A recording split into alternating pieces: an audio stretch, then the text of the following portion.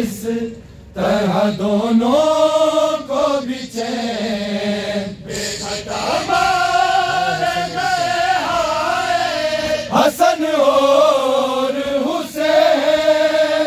छीन कर ले गए गुर्बत में, छीन कर ले गए गुर्बत में